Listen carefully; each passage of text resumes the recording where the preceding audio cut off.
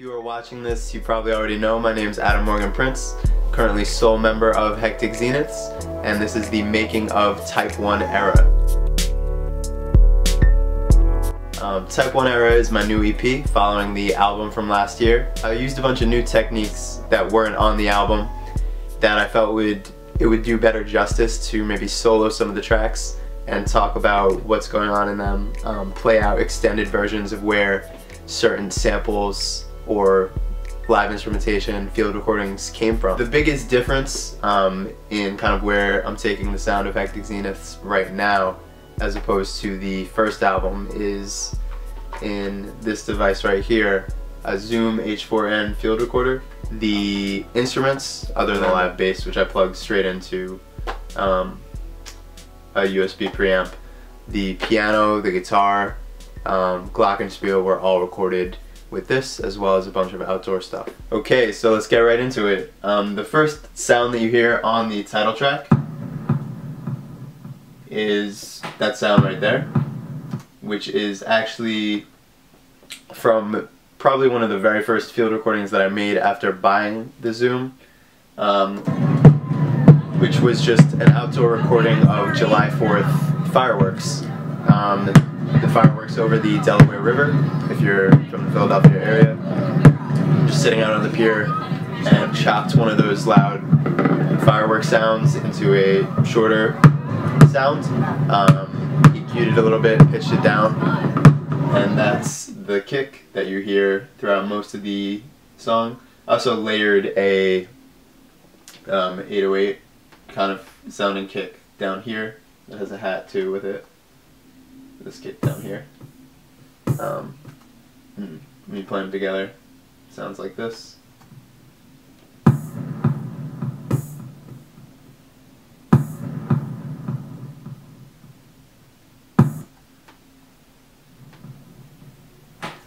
Next sound you hear on there is what sounds like a clap or a snare maybe. And that sound actually came from messing around with a bag of ice. I think the actual clap sound was maybe hitting the bag of ice. Here's the extended recording of where that sound came from. So it was just kind of hitting stuff in the ice machine in my old freezer. Okay, next thing you hear after that, a layer of rain comes in, as well as some more stock samples. And the rain was just recording rain against my window, I think, from inside during a thunderstorm. I'm going to silence the vocals and come back to talking about that later. For now, just talk about the instrumental. So the very next thing you hear coming up right here is the piano. And the piano, I went about a little bit differently than any of the piano tracks that are on the Hectic Zeniths self-titled album. The piano here, I'm going to show you in a second, is a bunch of chopped chords from a chord progression that I actually improvised. All the piano that was on the album were kind of short pieces or riffs that I had written down, taken to a studio and memorized and played over a metronome. The piano chord progression in here actually came from this 2-minute track of me just improvising chords on my parents' piano, and somewhere about 2 minutes in I played this progression right here.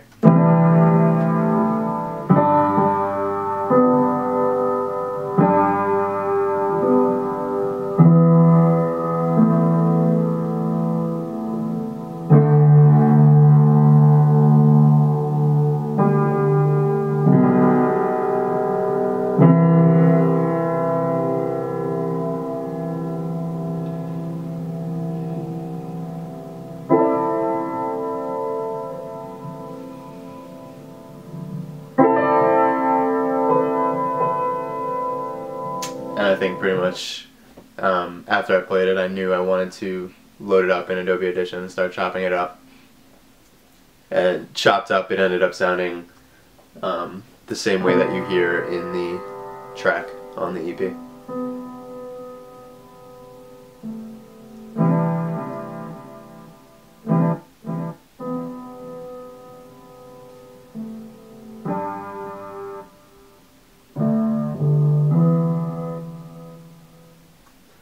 Okay, so the next sound that comes into the track is this really deep horn, almost sounds like a tuba, and it's layered with me playing live bass.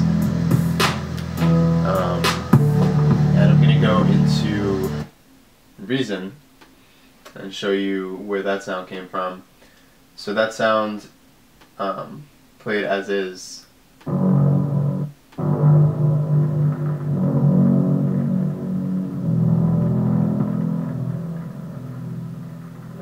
Is actually pitched down about 2.5 octaves. The original pitch of that sound was from some kind of marching band classical record, and the original pitch sounds like this. Pitched it down to where it is now, the way you hear it.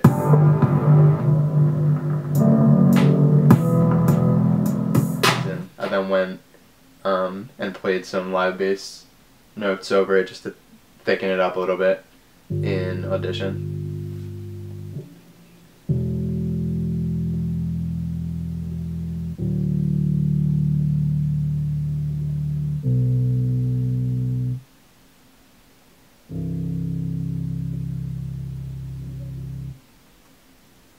Next time the loop comes around, it sounds pretty similar, except there's 2 new samples introduced. We have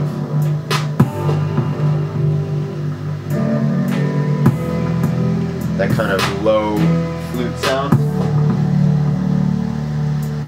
which you're going to solo it in Reason.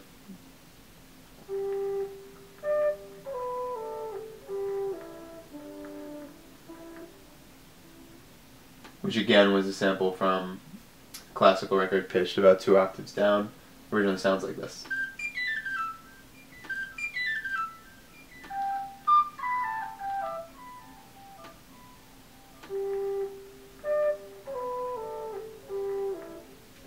And that's how you hear it in the track.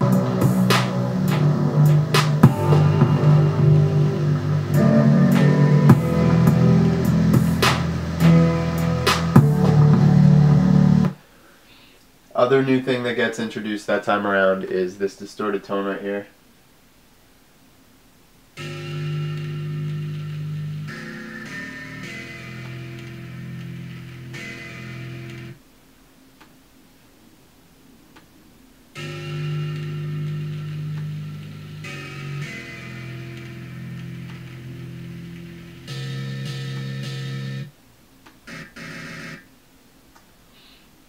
And that tone, threw some distortion on it. It was a sample that originally sounded like this. And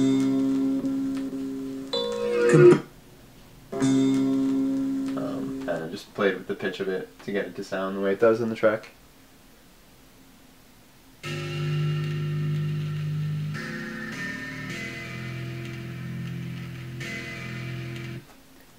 The last sound that you hear that I'm going to talk about is the glockenspiel toward the end, which sounds like this.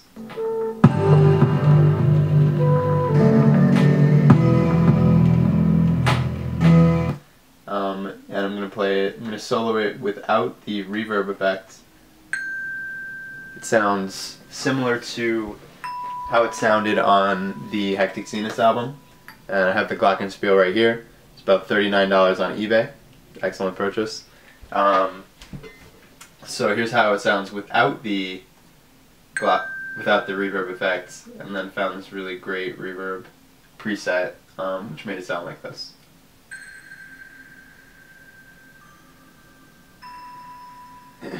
Which is the way you hear it in the final track.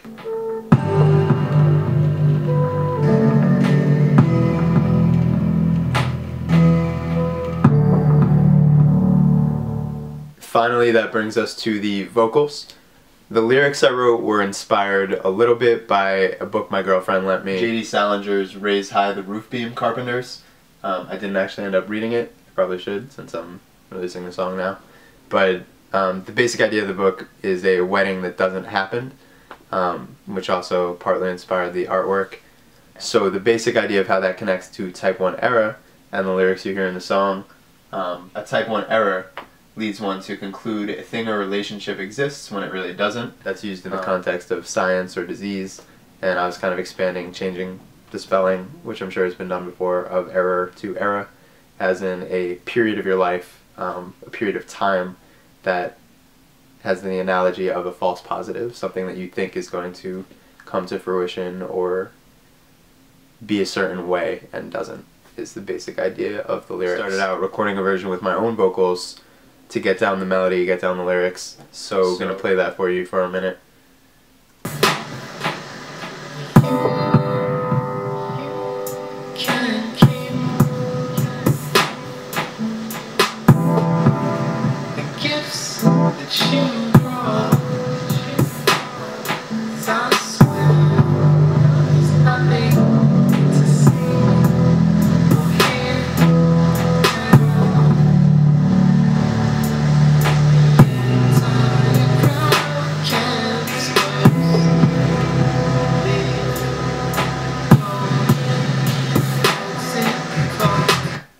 Clearly I don't like my own vocals enough to actually release anything officially with my own vocals.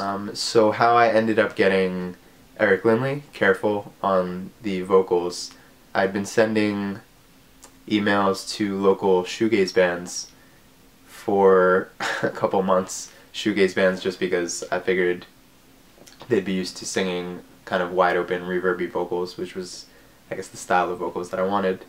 And I'm a huge fan of a couple of the artists on Fake 4, such as Blue Sky Black Death, Child Actor. So I was looking at their website. They are brother-sister label with another record label in Portland called Circle into Square, and I downloaded their free compilation, and there was a Careful song, Quite, on it, which is an incredible song. Probably one of the songs I've listened to the most over the past couple months. I quickly made the connection that I thought his voice would work really well on it. Shot him an email and he was into the song, but he originally asked me if it was okay if he pitched the song down a fifth. So here's what his vocals sounded like as he originally recorded them. You can keep the gifts that you brought, 'cause I swear there's nothing to see.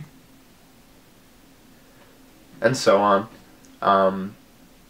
And I thought it wouldn't mess up the track too much to just pitch it down a fifth to accompany his vocals, but when I actually tried it, it kind of ruined the whole track. So instead of pitching my track to match his pitch, I decided to pitch both up and down to match the pitch of my original track, creating what you hear in the final track. And I'll be the first to admit I probably wouldn't have tried something like that if I had not listened so many times to Bala Macab, or Bala Macab, not sure how to pronounce his name's album. The track Oh Why was definitely something that inspired this a little bit. And that's how you end up hearing the vocals on the final track.